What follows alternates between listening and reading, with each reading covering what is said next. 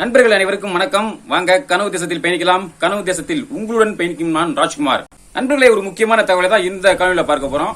அது என்ன அப்படின்னா, மீண்டும் சீமானுக்கு நாம் தமிழ் கட்சிக்கு விவசாய சின்னம். இது குறித்த ஒரு முக்கியமான தகவல். இதை பற்றி தான் இந்த காணொலியில பார்க்க போறோம். நண்பர்களே, ஒரு வழியா இந்த 2024 நாடாளுமன்ற தேர்தல் முடிந்து வாக்கு எண்ணிக்கையும் முடிவும் வந்துவிட்டது. நாம் தமிழர் கட்சி 36 லட்சம் வாக்குகள் 8.2% வாக்குல வாங்கியிருக்கோம். சரி, இனிமே நமது அடுத்த இலக்கு பயணம் நோக்கம் என்ன அப்படின்னா, அடுத்து 2026 நோக்கி தான். அதுல நாம் தமிழ் கட்சி வெற்றி பெறணும். அண்ணன் சீமான் அவர்கள் முதல்வராக ஆக வேண்டும். சரிங்களா?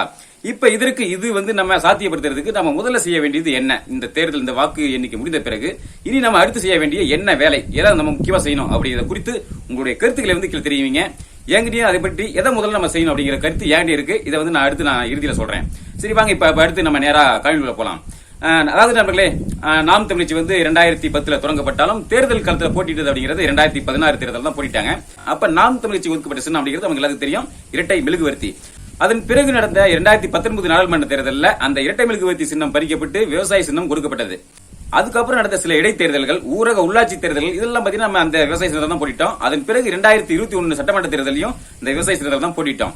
அதன் பிறகு பாத்தீங்கன்னா இப்ப ஒரு சில மாதங்களுக்கு முன்னால நம்ம பாஜகவினுடைய தலைவர் அண்ணாமலை என்ன சொல்லியிருந்தார் அப்படின்னா, 2024 நாடாளுமன்ற தேர்தலுக்கு பிறகு நாம் தமிழ் கட்சி அப்படிங்கிற கட்சி இருக்காது அப்படி மாதிரி சொல்லியிருந்தாரு. ஏன்டா இந்த மாதிரி சொல்றாரு, என்ன காரணம் அப்படின்னு பார்த்தா அதனுடைய காரணம் நமக்கு அப்ப புரியல.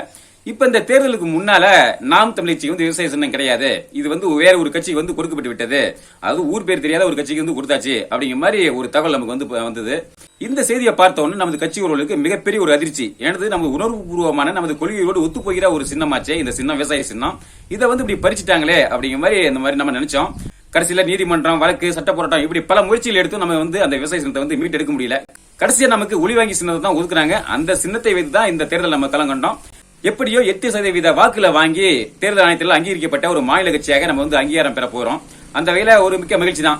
இப்ப நம்ம கட்சி உறவுகளுடைய பல பேருடைய கேள்வி, பல பேருடைய சந்தேகம் என்ன அப்படின்னா, நம்ம மீண்டும் அந்த விவசாய சின்னத்தை நமக்கு கிடைக்குமா, அந்த சின்னத்தை பயன்படுத்தி 2026 தேர்தலில் போட்டிட முடியுமா அப்படிங்கிற மாதிரி கேள்வி எல்லாம் அப்ப இருந்து எழுப்பிட்டு தான் இருக்காங்க.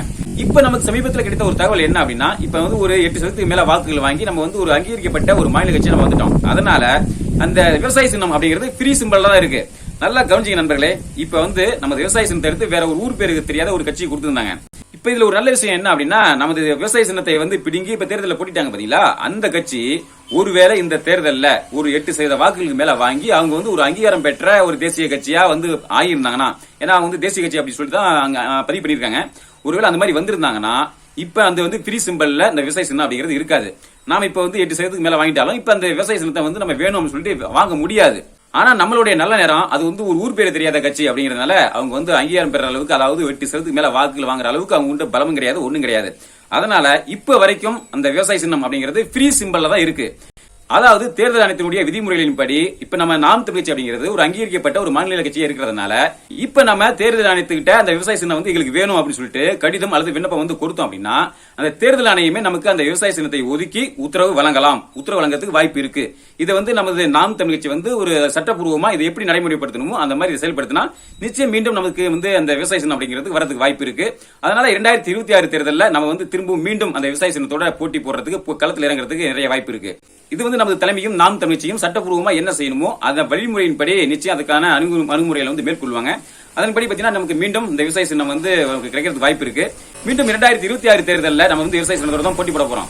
ஏன் இந்த அளவுக்கு நம்ம விவசாய சின்னம் வேணும் அப்படின்னா, நமது கட்சியினுடைய கொள்கையோட ஒத்து போகின்ற ஒரு சின்னம், நமது உணர்வுபூர்வமாக இருக்கக்கூடிய ஒரு சின்னம் அப்படிங்கறதுனால தான் நம்ம இந்த அளவுக்கு விவசாய சின்னத்துக்கு நம்ம போறோம். மற்றபடி விவசாய சின்னத்துக்கு வாக்கா இல்ல சீமானுக்கு வாக்கா அப்படிங்கிற கேள்விக்கு பதில் இந்த தேர்தலே, கடந்த தேர்தலே நமக்கு பதில் கிடைச்சிருச்சு.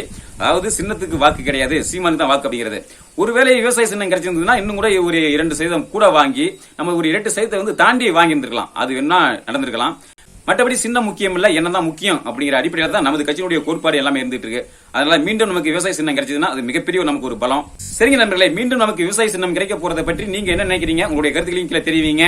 அது மட்டும் இல்லாம 2026 தேர்தலில் நாம் தமிழ்ச்சி வெற்றி பெற்று ஆட்சி அதிகாரத்துக்கு வரணும். ஆனால் சீமான் அவர்கள் முதல்வராக ஆகணும். அதுக்காக நம்ம கடுமையா உழைப்போம். சரிங்க நண்பர்களே, நான் ஏற்கனவே சொன்னது மாதிரி இப்ப அடுத்த தேர்தலுக்கு 2026 தேர்தலுக்கு நம்ம வெற்றி பெறதுக்கு நாம இப்ப முதலில் செய்ய வேண்டிய களப்பணி என்ன அப்படிங்கிற மாதிரி நாம கேட்டிருந்தேன். இதுல என்னுடைய கருத்து என்ன அப்படின்னா, முதல்ல ஒவ்வொரு தொகுதியிலும் கலந்தாய்வு கூட்டத்தை நம்ம முன்னெடுக்கணும். அந்த கலந்தாய்வு கூட்டத்துல முக்கியமான பல முடிவுகளை நம்ம எடுக்கணும், பல விடயங்களை பற்றி நம்ம அதில் பேசணும். முக்கியமா கட்சியினுடைய பொறுப்பாளர்கள் இப்ப இருக்கக்கூடிய அந்த மனக்கசப்பு, அந்த கருத்து வேற்றுமை இதுகளெல்லாம் கலைந்து அடுத்து நம்ம 2026 வெற்றி பெறறதுக்கு அண்ணன் சீமான் அவர்கள் உதவுவதற்கு என்னென்ன முடிவுகள் எடுக்கணுமோ, என்னென்ன கொள்கை எல்லாம் வகுக்கணுமோ, என்னென்ன திட்டங்கள் என்ன வியூகங்கள் எல்லாம் வகுக்கணுமோ அதையெல்லாம் அந்த கலந்தாய்வு கூட்டத்தில் முடிவு பண்ணணும்.